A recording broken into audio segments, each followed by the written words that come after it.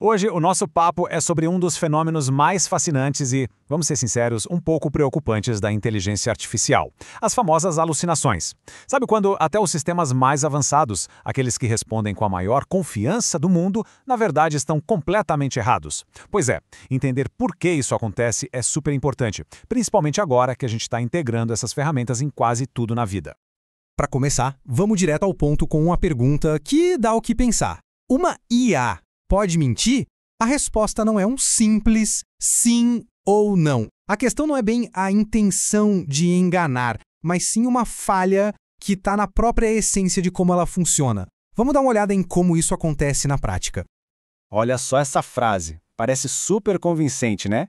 Foi gerada por um modelo de linguagem de última geração. Só tem um pequeno detalhe. É mentira.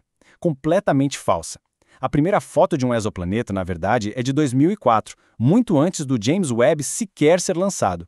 Isso, meus amigos, é uma alucinação de IA em sua forma mais pura. Bom, esse fenômeno tem nome e sobrenome. Então, vamos deixar bem claro o que exatamente é uma alucinação de IA. De um jeito bem simples, é quando a inteligência artificial inventa coisas. Pensa naquela mania que a gente tem de ver formatos de bicho nas nuvens. Nosso cérebro está preenchendo as lacunas com padrões que ele já conhece. A IA faz algo bem parecido, só que com palavras e dados. O resultado? Uma informação falsa que, muitas vezes, parece super verdadeira. E essas invenções da IA podem aparecer de várias formas. A gente tem os erros factuais, tipo trocar a data de um evento histórico importante.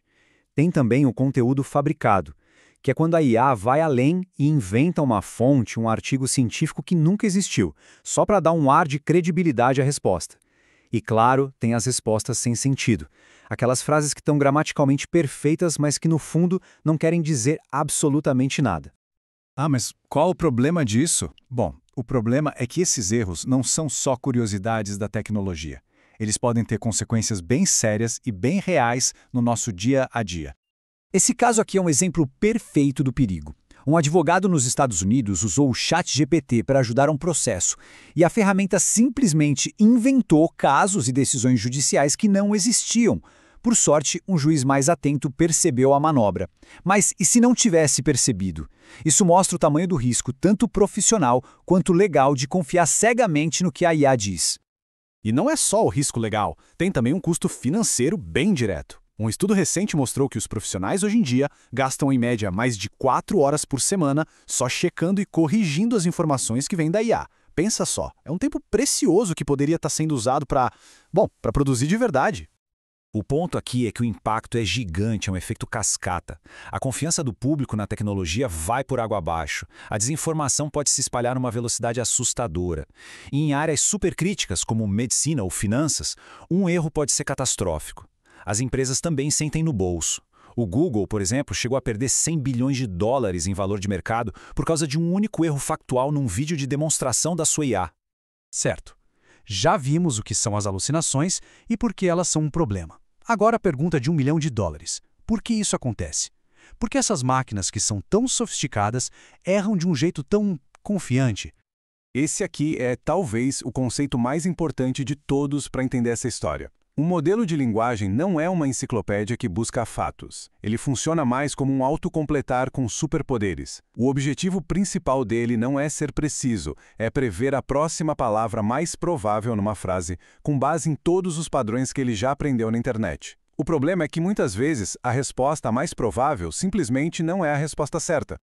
Esse jeito de prever palavras é influenciado por várias coisas, mas vamos focar aqui em 4 causas principais, que vão desde os dados usados no treinamento até a própria arquitetura do modelo.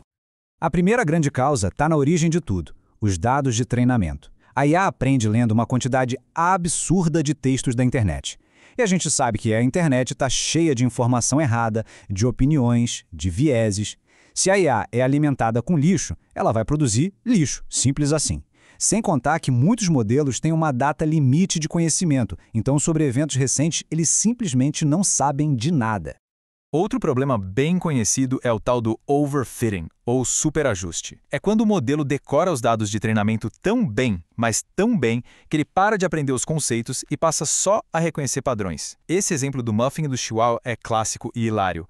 O modelo foca tanto nos pontinhos pretos que ele confunde um bolinho com um cachorro. Ele não entendeu o que é um cachorro, só memorizou um padrão visual. Ok, entender o problema já é meio caminho andado. A boa notícia é que tem muita gente inteligente trabalhando para consertar isso, para deixar a IA mais confiável. Vamos ver algumas das estratégias que estão sendo usadas. Uma das soluções mais promissoras hoje em dia tem essa sigla RAG. A ideia por trás dela é genial de tão simples. Em vez de deixar a IA depender só da própria memória, que a gente já viu que pode ser falha, o sistema é conectado a uma fonte de informações externa e confiável. E como isso funciona na prática? É bem direto. Alguém faz uma pergunta. Antes da IA tentar lembrar a resposta, o sistema primeiro vai lá e busca os fatos sobre aquele assunto numa base de dados confiável. Só depois, com essa informação verificada em mãos, é que a IA constrói a resposta final. Basicamente, é um jeito de forçar a IA a se basear em fatos, o que reduz drasticamente a chance dela inventar alguma coisa. Mas não é só o RAG. Existem outras frentes de trabalho bem importantes. Tudo começa com uma seleção muito melhor dos dados de treinamento e com um ajuste fino usando o feedback de humanos.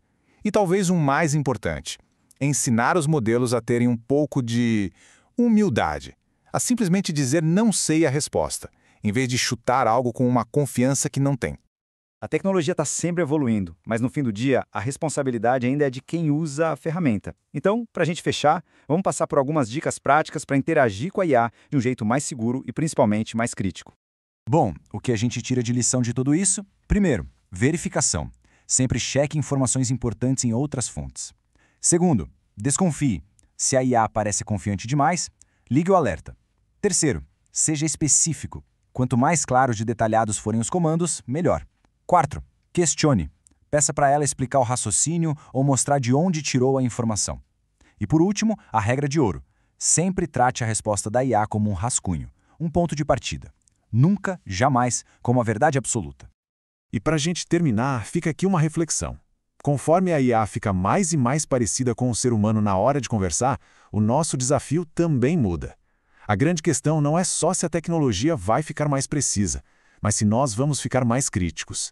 A nossa capacidade de questionar, de duvidar, vai ser mais valiosa do que nunca. É isso, pessoal. Valeu!